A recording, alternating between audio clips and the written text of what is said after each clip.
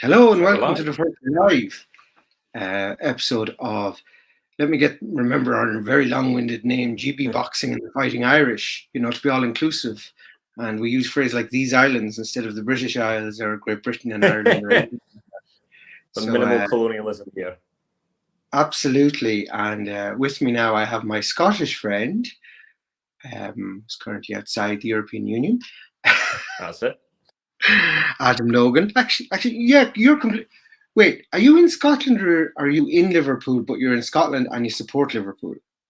You live in Scotland, don't I you? so I live in London at the minute. We're moving back to Oh, Scotland next week. hasty We live in back. London. We're moving back to Scotland, and the Liverpool Football Club connection comes from my Glaswegian side of the family. Happy days. Oh, well, I mean, Jesus, all my family are Liverpool fans, so I'm not Exactly. I'd trying to. expect nothing else. I don't know how you've Well, ended up as you've an got Arsenal Kenny fan, but Dalglish, I mean, and well, let's not mention Graham Souness, but I won't talk about him. It's fine. anyway, that's enough football talk because that's for a different show. Yes. Yeah, so this is our first preview show, and we're going to preview the Bournemouth show. And I'm going to kind of Yep.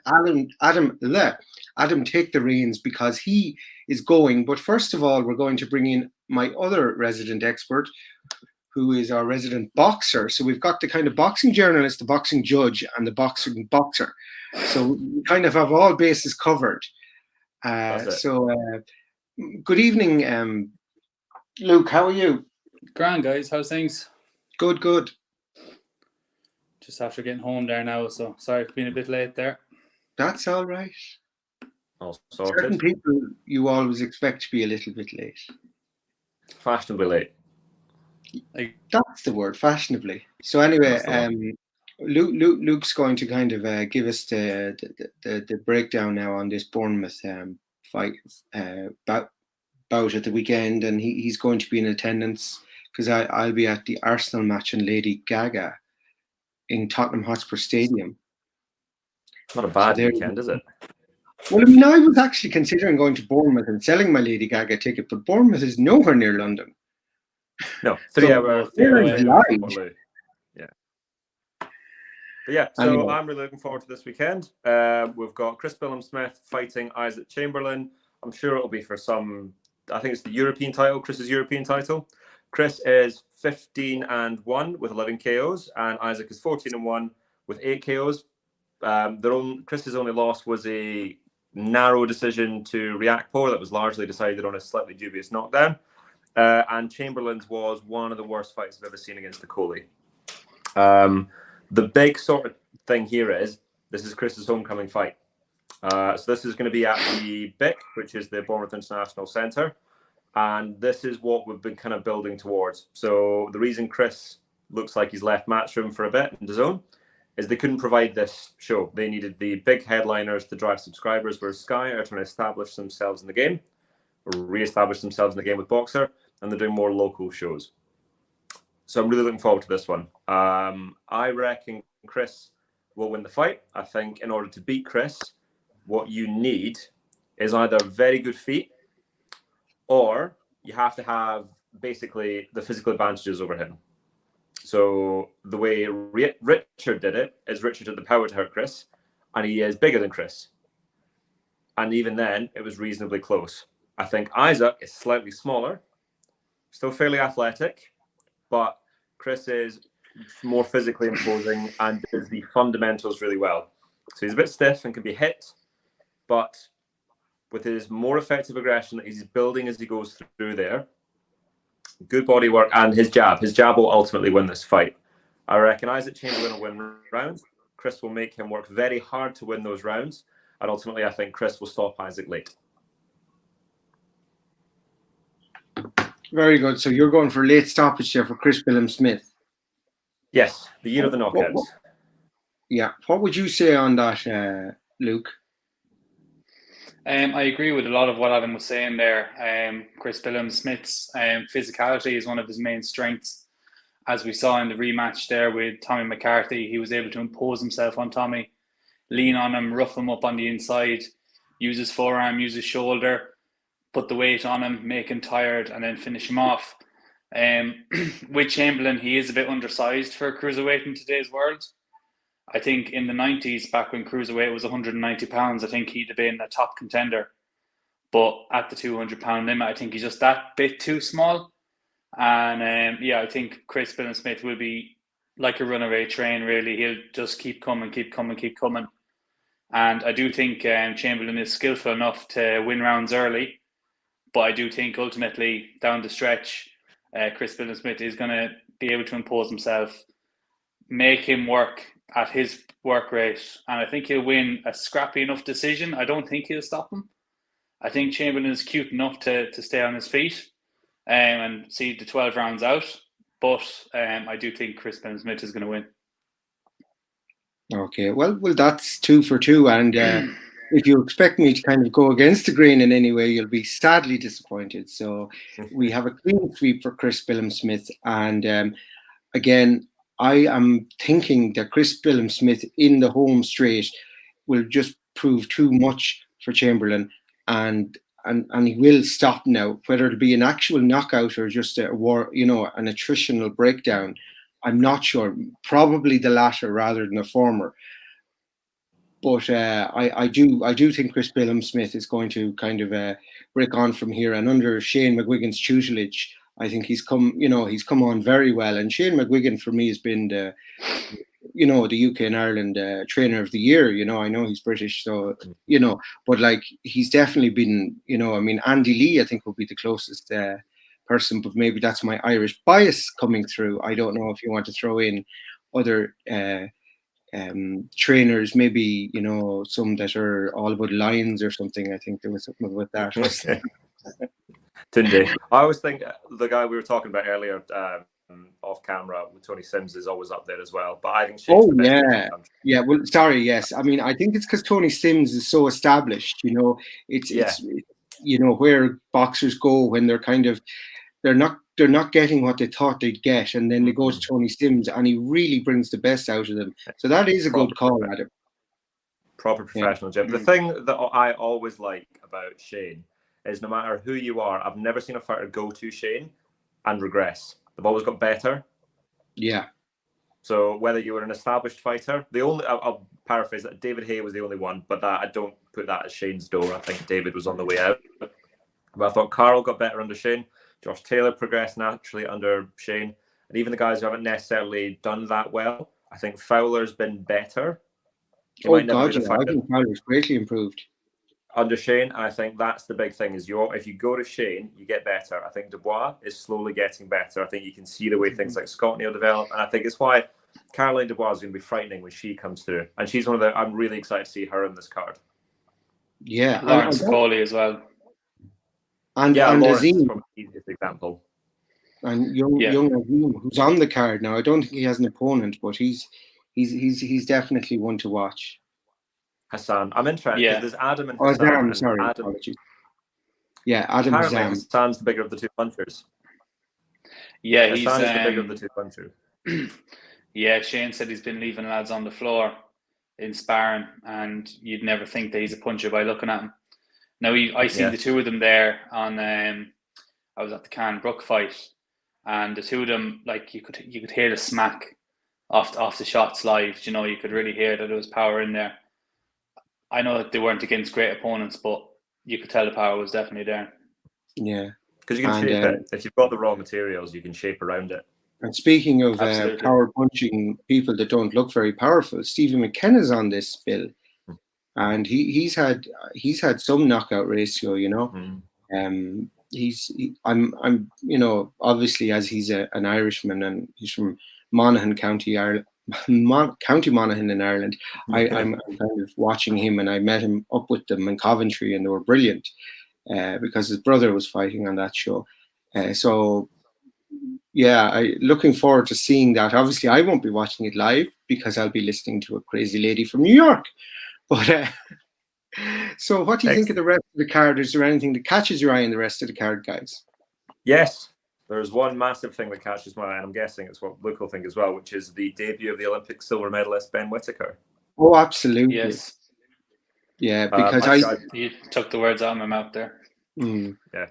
I think of that the 2020 team, he is the one I think that has the most potential, and I think going with Sky is actually going to prove to be very clever, I think, because he'll have the most British exposure, he'll be visible to the most people in Britain, because unfortunately the McCormicks have disappeared down a rabbit hole, but that's of their own making. And then that's their own fault. Yes, and the other people are on an app which may or may not prove popular, Yeah, well, they need to get the app in the pubs, but yeah, I think this is, and also going with Fury's coach is hardly a bad move as well. He's being coached by Sugar Hill. I think it's going to be phenomenal. Oh, well, I mean, like, I had a little look at. Let's give it up for the Cronk Gym. What? Yes, your Cronk boys. Yeah, and Andy Lee's alma mater as well. But that's exactly it. Manuel Stewart spoke very highly of young Andy Lee and said he would become a world champion. And I actually thought, I think he's got one wrong. But Andy Lee then did get his world championship belt in very kind of, circumstance where you thought the fight was getting away from him, and then he just KO'd you, man, in sensational fashion in Madison Square Garden to win the title. Andy Lee winning that title was one of those moments where you're kind of just like, you're thinking, the fight's almost done, and then it just switches like that. Yeah, Gilles Korobov was so solid throughout his whole career, never been rocked. And then that right hook. That was nuts. The best part about Andy Lee's right hook, we're going right off script here, but there was no backlift. It's not like, if you think of Lemieux had a massive lead hook, but it was a ton of backlift, so you saw it coming. Andy, there was none, and that's why Andy got so many people with it. It was just effortless power. It was an absolute beautiful shot. Yeah, it's these short, sharp punches, and who else is very good for those punches? I'm trying to. Well, a lot of the time it looked like a right hook to the body as well. The next thing they knew, it came upstairs. Brings it up. They never knew where it was coming. Canelo does that all the time. Canelo, he does. Canelo is the guy I was trying to think of. But I mean, like Ryan Garcia with his left hook. Yeah. Oh, because he does it almost the other way. You think it's coming to the head and it goes down the body, and that's how he did it. Yeah, exactly. Yeah, really clever. Really good fight. His is no back. Garcia Davis will happen. No, not next.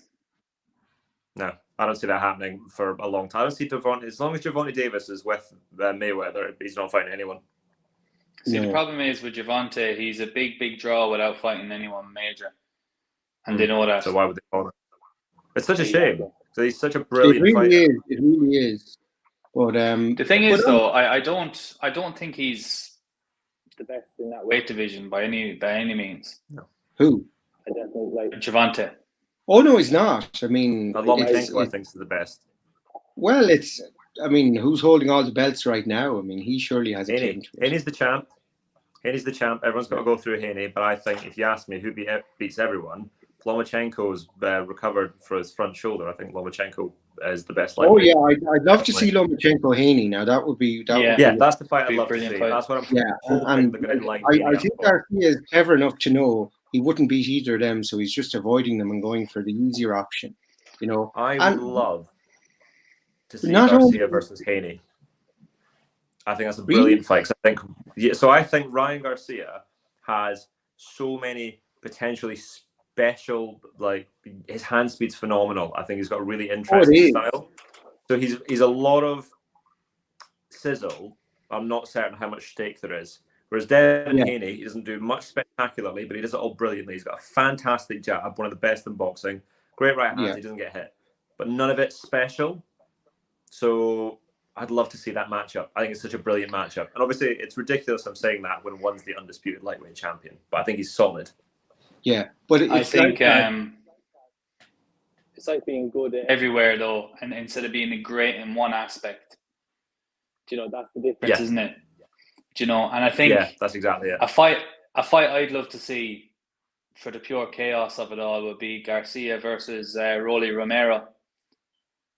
Scrap. I think it'd be great fun. Garcia puts him in a hospital. But if Romero catches him though, and he can be caught. I You know what I mean? Yeah. He's touchable, that's the but I type- think if he's getting up from Luke Campbell, I think he'll get up from Romeo. Like that's the type of fight where you'd see him be forced to box. I think that's what we need out of Garcia. Force him onto the jab, onto the back foot. What's he got? Can he walk you onto a shot instead of walking to you and throwing bombs? Yeah, he needs to be the one that's physically threatened. He needs the threat, basically. Exactly. Like, because Fortuna's a good fighter, but he was a stone. But I you know, would say he was a Devin stone Haney master at reminds his me. best. Devin Haney reminds me a lot of Shakur Stevenson. Like, they're both brilliant, but neither of them are box office gold. You know. Shakur is one of the best on the planet right now.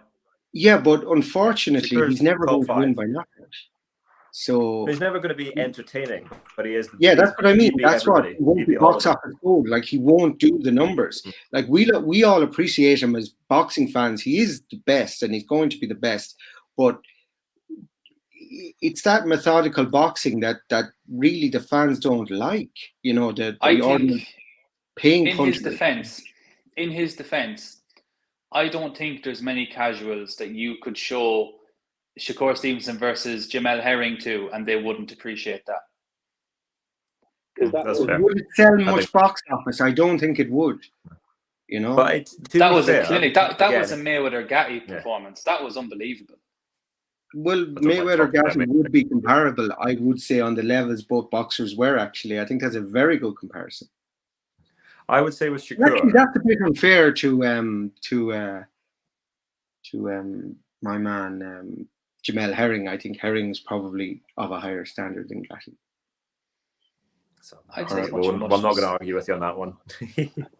But I think Shakur, Gatti had a heart of a lion, but I mean, you know, it's kind of he fancied the wars a bit too much to kind of, you know, to his detriment. But absolutely. Fight. But speaking of which, there last week when I was interviewing Ramirez, and we were talking about he'd like to come to Britain, and he's very fond of Mick Conlon, and he said he would like to come back to Britain and Ireland, and he, you know, and I was saying, well, Wood or Warrington would be there, and he said, yeah, he'd fight either of them, and I think he'd beat either of them. You know? Yeah, I think he beats both of them as well. I think he's another really special talent. I think he will. Oh, absolutely. Watching his debut, and you just think it's just too much too soon. He's got to give him a bit of chance to adapt. And I think he's really good. Yeah, he's the business. Yeah, but it's great to see, and it was refreshing because he's very vocal about boxers' rights and Cuban boxers' rights, because a guy said to him about the pro game in Cuba, and he said, no, it's all a smokescreen, which I think most people knew it was. You know, it's kind of like the Russian contracts. You know, these are just Cuban government contracts, and as he says, the boxers aren't getting near enough what they should be getting. Like, if they defected, they'd get a hell of a lot more, like he's got. You know, and so he was very animated about that, and he said, you know, the boxers aren't getting their worth, and he's true. I mean, they're the ones putting their lives at the risk. You know, they're the ones kind of getting into the ring, entertaining the masses, and then 90% of it they're not seeing. Yeah. Are you willing to have the capitalism versus communism discussion then? Is that where we're going? No. That's exactly what that is. Oh, I know it is, but the fact of it is, you know, communism is a failed kind of. But capitalism failed numerous times, and failed. Every time there's a crash, capitalism fails. But capitalism is bought back by some kind of, you know, socialist intervention, and then of course capitalism is okay again. Yeah, there was fine. I think the best by virtue. You know, the whole too big to fail thing, you know, just gets them out of jail. The easiest way to look at it is they announced this pro game thing, and Andy Cruz still tried to leave. That tells you everything you need to know. Yeah, and he's the best of the bunch. As you say about capitalism, professional sports is capitalism. Yeah, this is what they mean when it's a business. Well, I mean, boxing is the very definition of it, you know, because so that by virtue of supporting that, you have to support that model, so to speak. And that's pay-per-view is the ultimate drive of that. Yeah, exactly. But also, as capitalism goes, pay-per-view and ways to subvert it was also capitalism, because people then exploiting the loopholes that pay-per-view has with streaming services and everything. That's all part of capitalism too. Barriers to entry, and obviously if you're creating pay-per-views and it's not fully encrypted, then you're leaving yourself open to being siphoned off it's no different though to not having a security guard in your shop, isn't it? You at the end of the day you want to have that deterrent for that. But back to let's get back to boxing. Shakur Stevenson. Back to boxing. If you were to ask me who's the best lightweight in the world and he was there, I would say him. I think he is the beating of everybody below 147. Because he's going to end up, Yeah. And I know Adam. Sorry, Adam. Yeah. So Shakur is. So to kind of tie the 2 points in, I'm with you. I think Shakur. Once Shakur goes to 135, I think Lomachenko will start going down and Shakur's going up. Shakur's issue, like you said, is he is the best fighters have never been the most entertaining. It's why when they are like Chavez and Tyson, they are, deified, because it's so rare to be the best and to be entertaining. 9 times out of 10, when you get the best, the best boxer fighting the best fighter, say Chavez Whittaker wins, but he's not going to be the one that's going to be the one that sells everything. But I'm with you. I think Shakur is phenomenal, and the other one that's coming through that's phenomenal is Keyshawn Davis.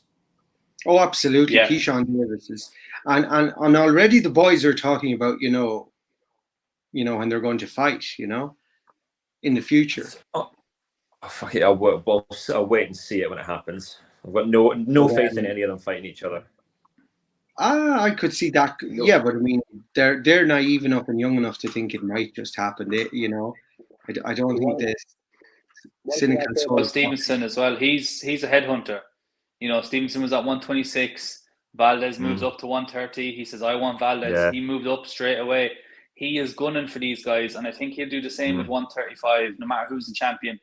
I think once he gets his undisputed at super feather, he'll be straight up to lightweight. Yeah, he'll be knocking on the door. Whoever has the belts, he doesn't care. He's got that kind of a dog in him, and could be name dropping again here. But when I was talking to Bomac and Coach Red from Crawford's team, they were saying the stuff he does in the gym, he doesn't care. He does not care.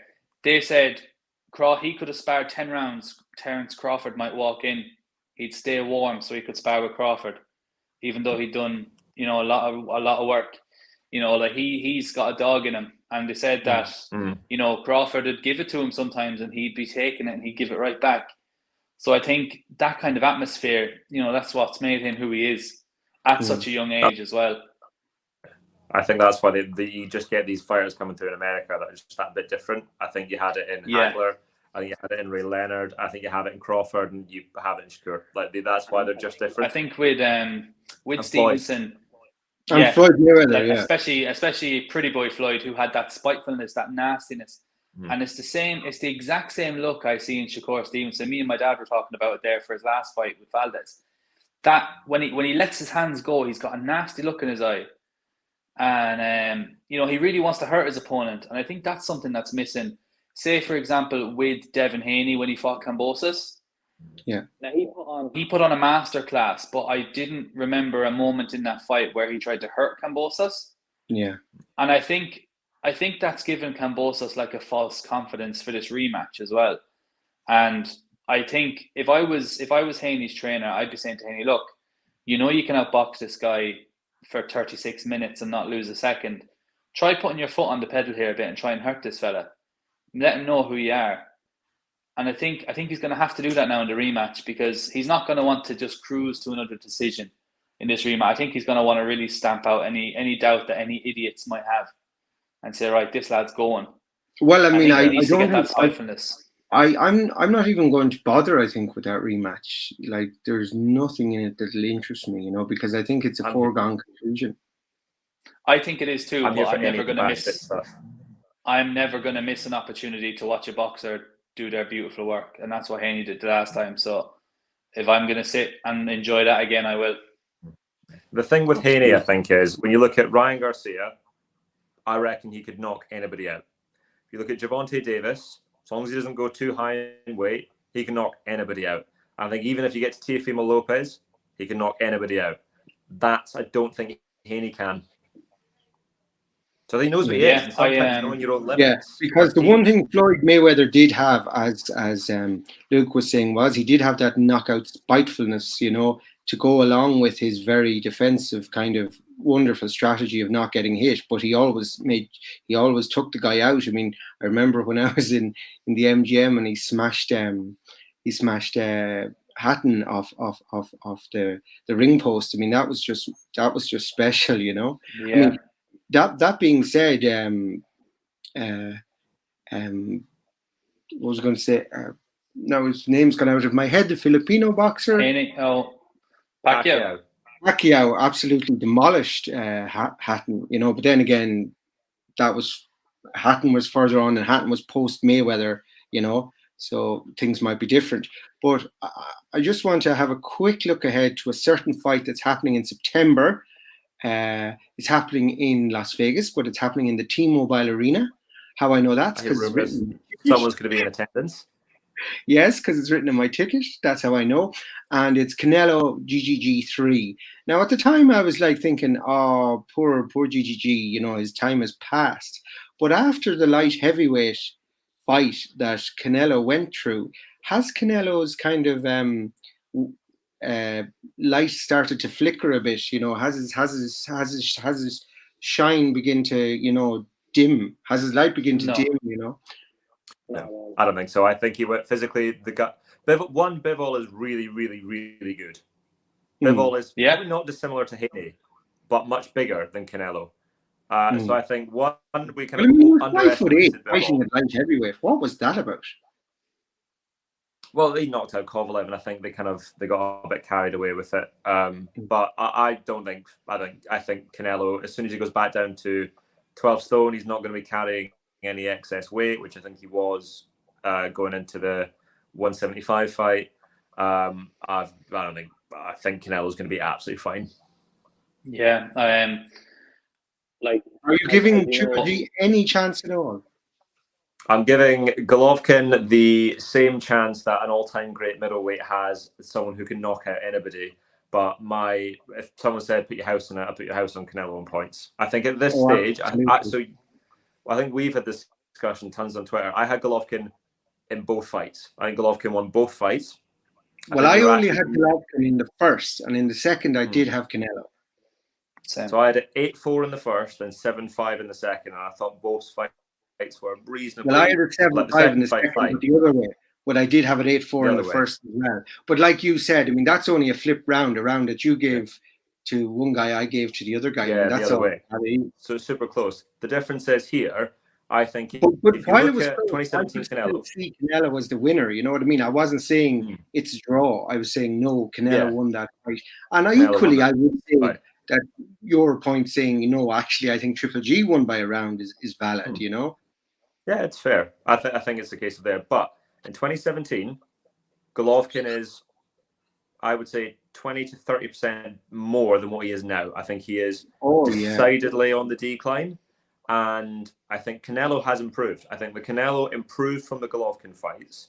I don't think the fights took as much out of Golovkin, but I think ages.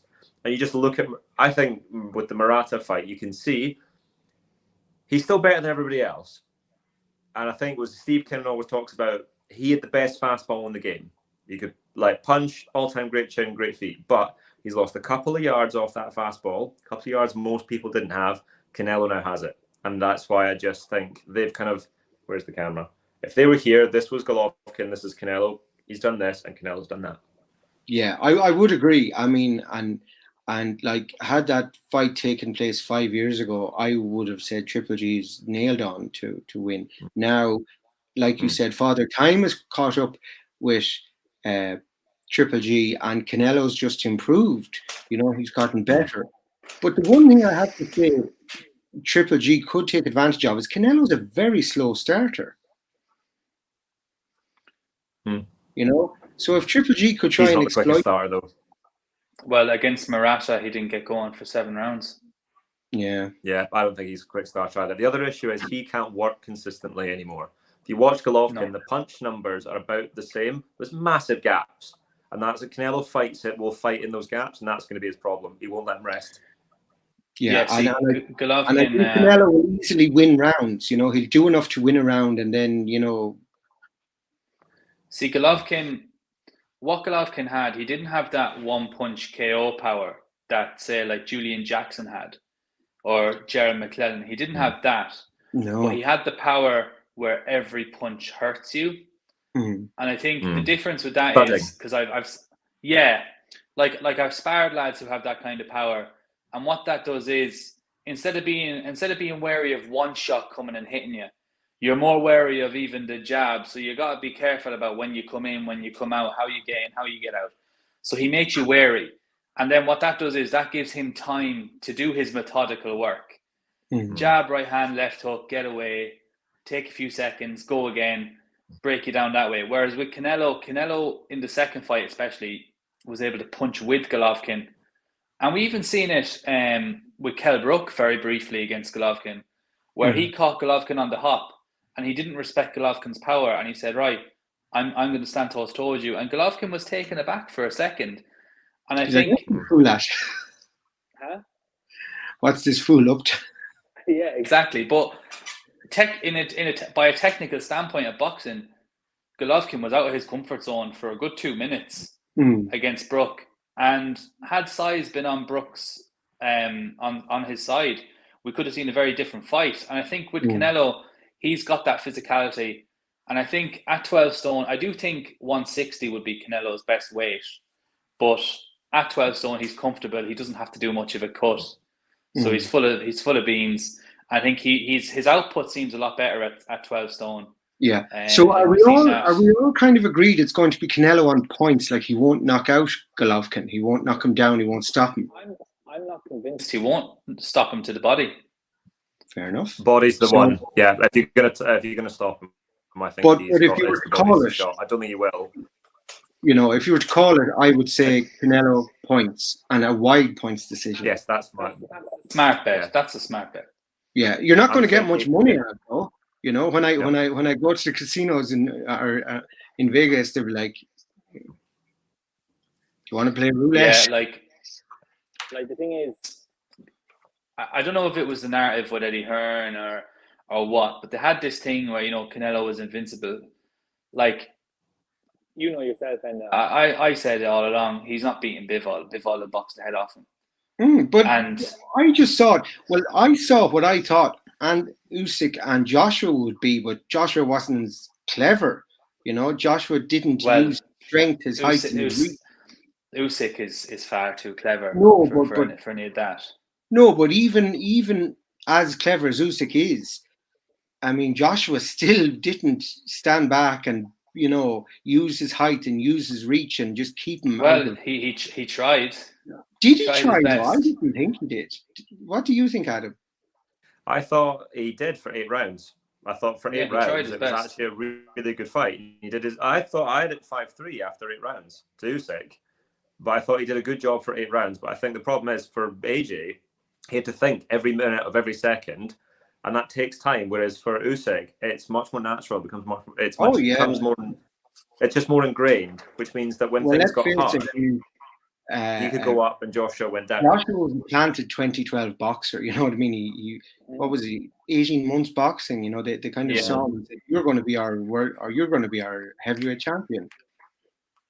And we get by crook, and they did.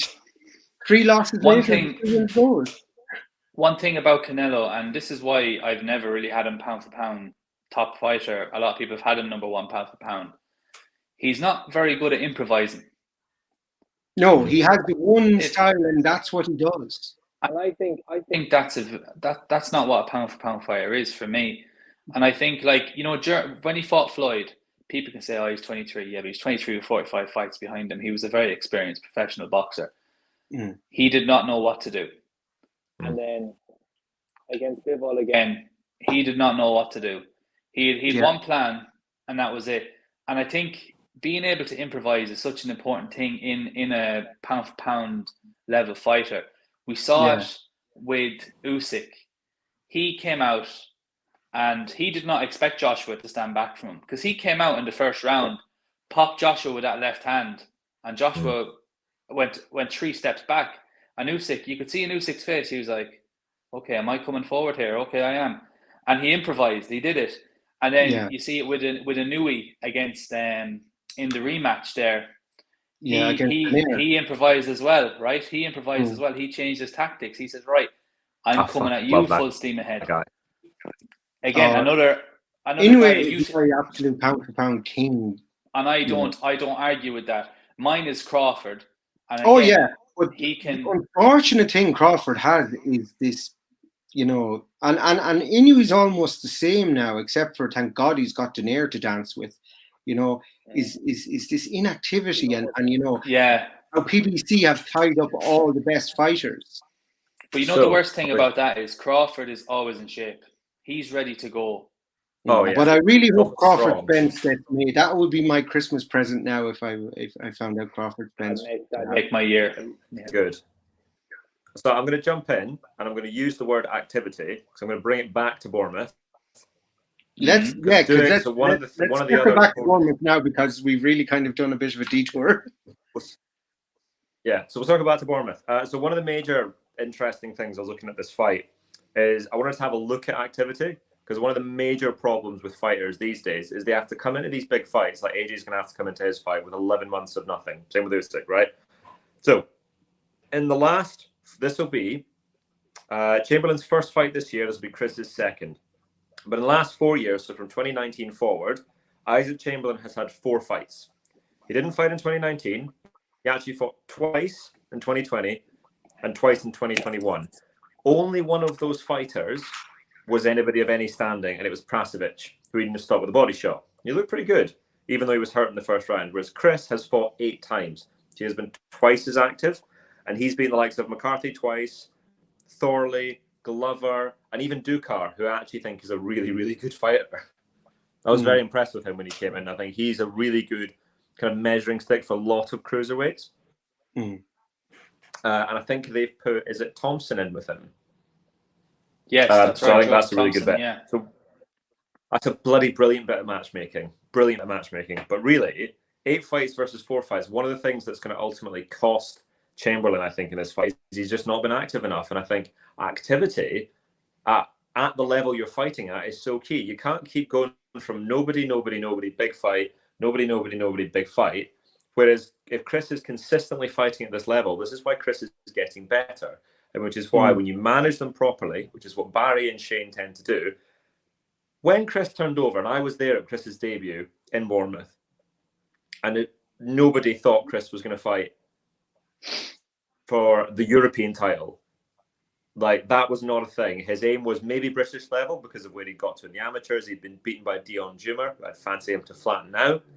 And Chris looks like, if they do this properly, will fight either Riakporhe next on a world title eliminator or fight for a world title at some point. It's brilliant. And it's because Chris works diligently in the gym. He's always in shape. He works on the fundamentals with Shane, but he fights consistently at a proper level rather than dipping down to nobodies. What's the phrase in America? Tomato cans. And then having to jump up massively. Yeah. Like, I mean, it's all right saying we'll have a keep busy fight, but it has to be some challenge. Otherwise, it's no better than it's worse than a spar, because at least the spar is going to be sparring session. Yeah, it's less useful than a sparring session. Going to be more durable. But I do agree with you. But I always hark back to this. Like, boxing fundamentally is a discipline, and if you don't have discipline, you won't achieve success you should achieve. Like, people say, "Oh, but this guy wasn't very disciplined and got this." I said, "Yes, but had he been disciplined, he would have achieved so much more."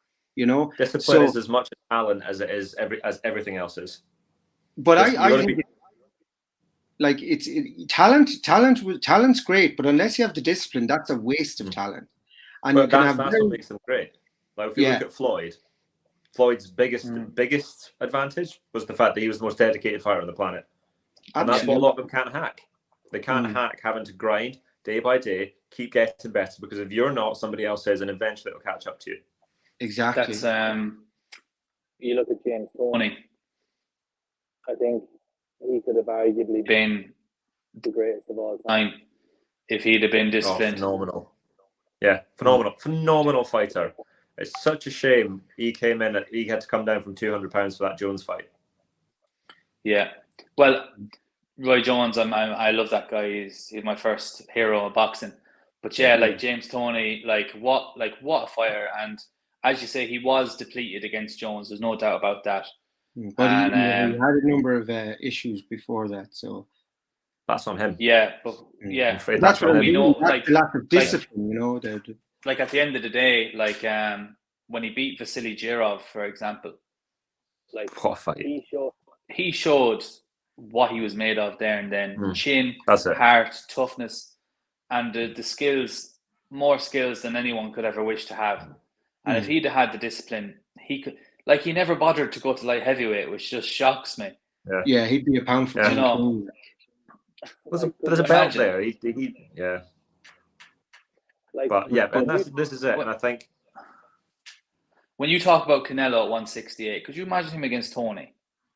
I try not to. Do you know what I mean? Like, it's not even the same league. Thing is, when you're going to be talking about like the best ever people in each weight class, you're going to be talking. It's a really weird thing we do, right?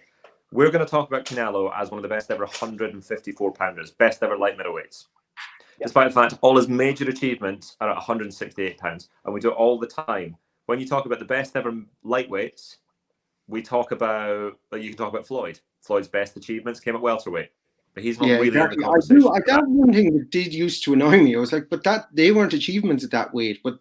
And they always get pushed back to a lower weight because then pound for pound it looks better. But he didn't achieve them at the lower weight. You know? Same with Duran. You talk about Duran's win over Sugar Ray Leonard. You don't talk about him winning all the titles at lightweight, like, you know. Esteban, have you the Jesus fight was phenomenal. Breaking Ken Buchanan's testicles, it was just the man's an animal. There's so many weird examples of it where we seem to take the fighter as an all-time great fighter in the weight class they started in rather than what they necessarily achieved it in. It's probably because if you then have this matchup with Canelo versus, say, a Roy Jones or with a James Toney, that ends up looking ridiculous because Canelo's 5'8" and they're 6 foot. So, guys, we're going into the second half of the year and the first half is over. Yep. Obviously, if we're going in the second half ended, that's kind of a non-sequitur. But who do you think will be fighter of the year at the end of it, given the fights that are looking to happen, and the ones that have happened this year? Who will be fighter of the year 2022? Bam Rodriguez, Shakur Stevenson, and Terence Crawford will beat Spence when it happens.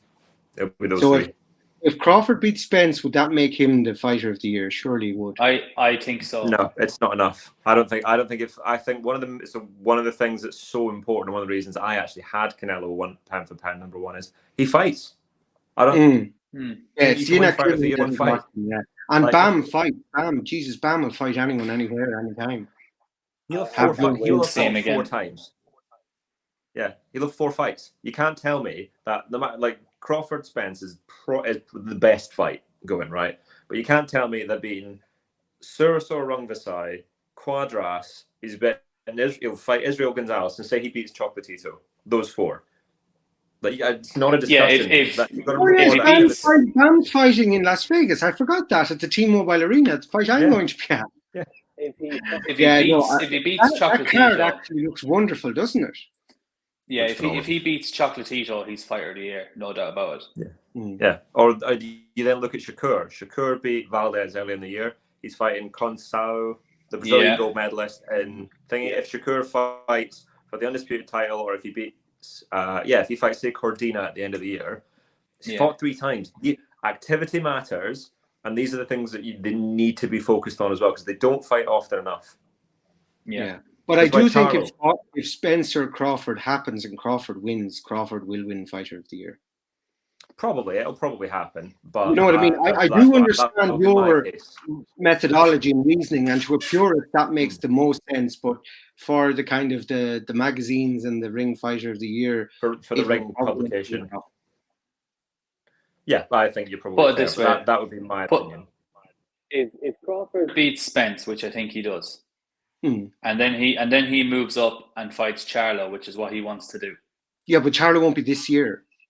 No. I Don't even mean this sorry, year. we've moved on from that. Sorry, yeah. I think, never mind fighter of the year, I think Crawford could well be the fighter of the decade. If he does that. Yeah. I mean, I The think 2020. He's such a good fighter. Crawford's so good. He's so Oh, versatile. Crawford is brilliant, but it's inactivity is cost. His The thing is, it's not entirely down to him. No, No, I'm not saying it's his every fault. other fighter. I think Bob Arum has a lot to do with it. Look what he's done with Inoue since he's taken him on. He's practically, mothballed him. Yeah, his activity is key. Terence Crawford should have fought twice as many times at welterweight as he has. Yeah. But I think, like you said, you really got to look at it and go, right, what's Terence done? And say Terence does win those 2 fights. That's an all-time great fighting resume. That's ridiculous. Oh, absolutely. Then, and it's not just that he's done. It is genuinely an all-time great resume. Because he's then, I know we're all talking about eras, he's then won undisputed at junior welterweight, and junior middleweight. That's nuts. And was the Ring magazine at lightweight as well. Exactly. I don't talk about that because it'd be Ricky Burns. God, you're sure. And Well, speaking of that, just talking about Scottish fighters and a certain rematch that may or may not happen now. Yep. Well, it looks like he's boxed himself into a corner because he can't go up. Has to fight. He has to have this fight. Yeah, I mean, and I think, I was even surprised that he was shying away from it because that never struck me as him before, That was his team. I don't think that was him. He's too pig-headed to do that. Oh, yeah. I think he's won out in this. He went, shove your belts, I'll fight him for nothing. I think, Taylor, I was really disappointed in his attitude initially post-fight, really disappointed. Well, Adam's saying that was the team. So Adam's giving Taylor an off there. Surprisingly, Adam's going, that was his team. Yeah, no, but how he carried himself, saying, "Oh, I thought I won," and then even after watching it back, saying, "Oh, I won that fight." Well, I'm sorry, but I actually had Taylor winning that fight, so I can't strictly disagree with that. I don't know how you could have, but I'll watch the thing back, and I do. I've watched no, that's 4 fine times. because apart from me and the editor of Ring magazine, nobody else had that. So yeah, I don't know how you could score for him, but Doug Fisher's a brilliant journalist, but he's not great at scoring fights. Same with Dan Raphael. Like, neither of them are great at scoring fights, but I mean, they're both brilliant at their jobs. But I think, I had Taylor losing by 5 rounds. I wasn't giving the Taylor's opponent, now his name's gone out of my head. Catterall. Catterall, yeah. Catterall. Yeah, because I was saying, well, you're holding and you're hitting and you're so I wasn't giving him credit where apparently everybody else was, because I thought punches. But I thought Catterall was very, very scrappy, and like still counts. Well, that's how he was winning that fight. Yeah, that's the thing. It's one of those ones where it's like beauty doesn't necessarily win you a fight. If he goes into that fight and they just go, right, I'll fight, you fight, who's the better fighter? Josh knocks him out. He fought that fight the way he could win it, and he did, and he was robbed. Yeah. But if that fight happens again, I think Taylor will knock him out. I hope he does, yeah. What say you, Luke? Going off what I saw in the last one, some fighters just have your number. And I do think that Catterall is all wrong for him stylistically. But I think going into the next fight, I think Taylor will just go, I'm going to fight dirtier than you. But then is he risking getting points deducted? Is he risking getting disqualified? Is he risking catching a bad cut? Like, you've got to think as well, does Taylor struggle against southpaws? Because you have Regis Prograis, who gave him his toughest fight before Catterall. Maybe southpaws just aren't his forte. Being a southpaw himself, it can be difficult. But the way he was just so amazing during the World Boxing Super Series, I never expected Catterall to be that performance to happen. So I think that was an off night, and I think Taylor will right that wrong in the rematch. But that's just me. I'm hoping to be there if it does happen. I feel for when you talk about an off night, I feel like the real champions still have an off night and win. There's plenty of examples of that. Whereas I think Taylor was soundly beaten. I don't think that's an off night. I think think he was soundly beaten. He definitely wasn't soundly beaten. I'm with Luke. I had him. I had it. I had it 6 points, including the knockdown for Cutler. I had it 5 points to Castro. I didn't think it was close. Okay. And I think in my definition, that's soundly beaten. Oh no! If that's your score, obviously he was. But I mean, I don't think looking back on it, I could have said, right, that was a swing round, or that was a swing round, and I could turn it to Catterall, by again at 1 point or 2, but I couldn't have the margins you have. I just couldn't. That's your opinion. But that's what people need to realize as well about boxing judging. Yeah. Ultimately, this is not. It's not a sport like football where if the ball goes in the goals, it's a goal and that scores. It's far subjective. There's so much criteria that counts. And when judges are looking at different things and they're grading different things differently in their minds and in their heads and what they like. But just to get back to my original point with an off night versus a good night. Say, for example, let's pick one out of the air. Maidana versus Mayweather, the first one. People could say that was an off night for Floyd, right? I gave Maidana 3 rounds in that fight, which is more than I'd ever given most against Mayweather. Some people gave Maidana 4 or 5 rounds. Yeah, I think I gave him 4. Floyd came back and he dominated the end of that fight. He pulled himself out of that hole he was in, right?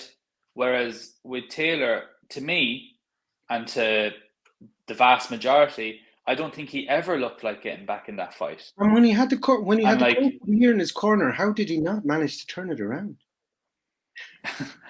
But no, with Catterall, he was on the jab sharp. He was moving well. He was moving in the right directions, making Taylor fall short, countering him over the top. He had a good night. And I think he definitely had a good night. In the background, he boxed out of the skin. He fought out of the skin. I don't think he boxed very well, but he fought very well. If you understand what I mean there. He showed his skills when he went to the Mayweather gym. He showed his skills when he went to Canelo's camp. He sparred with Canelo before the Lara fight, I believe. And these are things that stay with you as a fighter. And he was able to take whatever he'd learned, the pieces he picked up from other places, like sparring Floyd Mayweather, sparring Canelo Alvarez, sparring Shane Mosley, sparring all these guys, and you're taking that in, and you can put it in. Shane Mosley Jr. No, senior. Oh wow! When did you spar him? Before the Avanesian fight, I believe that he was over there in America. I actually thought it was fairly. These fighters. Sorry, Adam. No, let Luke finish. Sorry. No, I was finished there. Go on. Yeah, so I thought it was a fairly simple fight to look at, which was Castro throws the better straight punches. Josh Taylor throws the better short punches. That fight was fought at Castro's range, and he got the better of it. Whenever Josh did get close, he had success, but he didn't do it enough. And I thought that it was that simple. Josh has always been like that, and I think the difference was Ben Davidson's now trying to get Josh into being a long-distance fighter. Well, that's not who he is. Yeah. And I think that's what cost him. And I think what he wasn't able to then do is realize after 5-6 rounds, I'm getting caught every time I stand back, and able to then close the gap, which is weird because that was something Josh was always brilliant at doing. Cool. Well, I think we have gone far enough into the future now because let's face it, I think there could be we could hit a new century if we keep going for any longer. But I do appreciate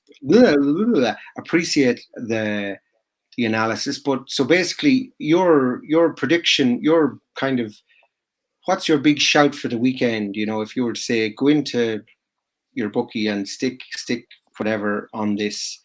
I think this is a winner, but it's not a very short winner now. It has to be something worth predicting, So what would that be Okay. now on this weekend's fights Chris. in Bournemouth? My biggest left field prediction, I think, in this one is just that Chris will knock him out after 8 rounds.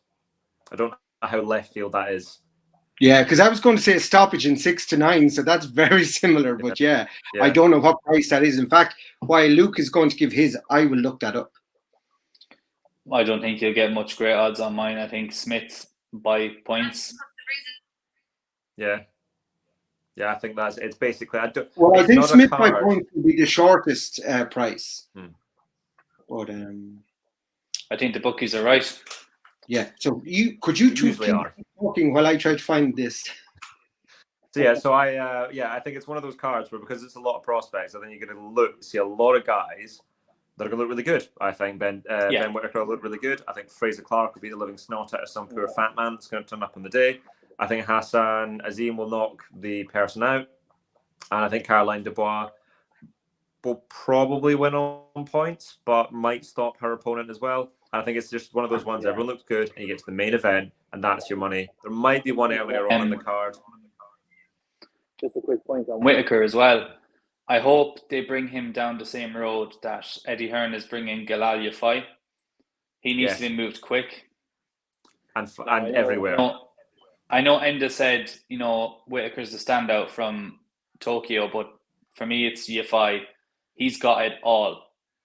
I think Whittaker. I think Whittaker has it all too, but I think Yafai has got it a fine art. He's really got it refined. Whereas Whittaker still has a bit of learning to do, I think, in the pro game. Now, he's younger. From what I've seen, he is. And I do think he does have a very high ceiling, as does Yafai. I think Yafai is going to be a multi-weight champion. And I think Whittaker is definitely going to be looking at a British title within 5 or 6 fights if he's handled correctly. And he should be moved no slower than that.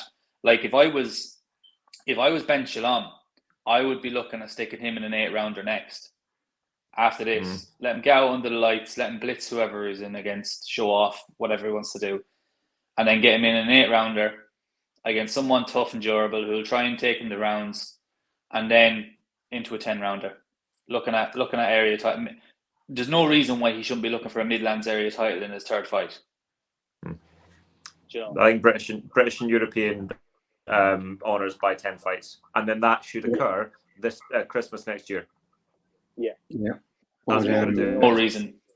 And as you said as well, Adam, rightly, is everywhere. Get him out in the States. Get him out in fucking Italy, wherever you can. Get him out, because he's got the gift of the gab. He's got that kind of Marmite personality. I had a very heated debate with a few of my friends. Is that it?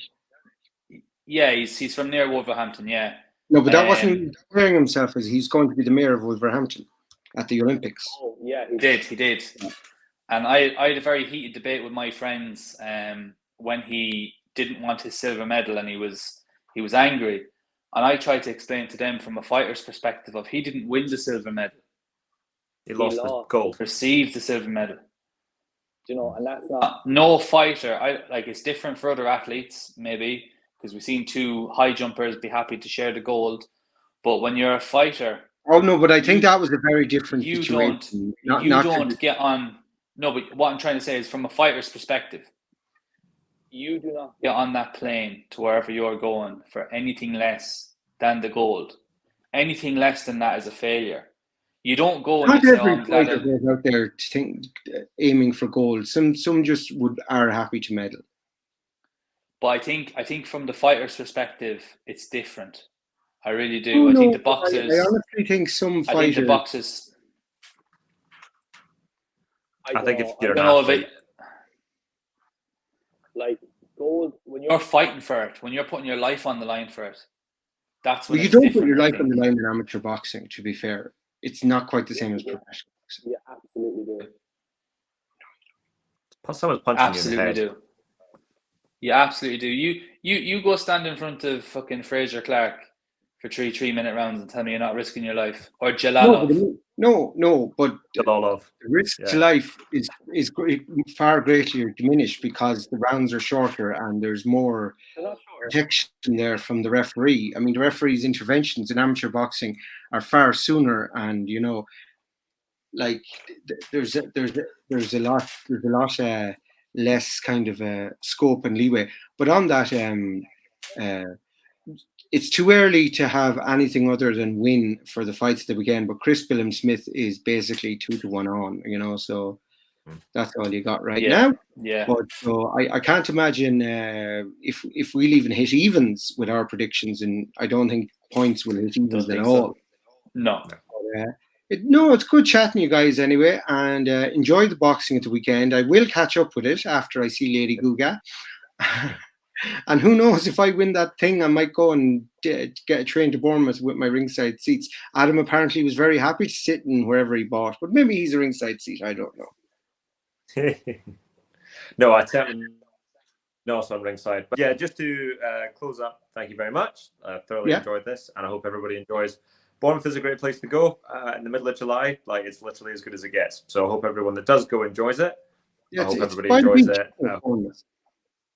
The Bick, so where this is going to be held is 100 yards from the pier, which is at the beach. Like, it's awesome. Utterly brilliant. Awesome. All you need now is a kind of a Radio 1 roadshow, and you're made up. Yeah, exactly. It'll be good fun. But yes. Or T4 on the beach, but I think T4. Look after yourselves, gentlemen. Yeah, take care, guys. Nice talking to you, boys. And for anyone that's watching this later on, put down your predictions for everything that we talked about, what you think is going to happen, or what you think, or how you disagree or agree with any of us, and we'll read it back and comment on it or whatever. But take care. Thanks, guys. Thanks for the very first night show. I really enjoyed that. I'm going to have an interview later on this week with the wonderful Coventry winner of the Boxer series, so that's something to look forward to, and I have a few more special treats coming up after that. We'll probably have to review the Bournemouth show because I don't think anybody's available to cover it live, but if we do, we do, but otherwise we will review it next Monday. Okay, guys, thanks. Perfect. A million. Long fall. See you there. Bye. Bye.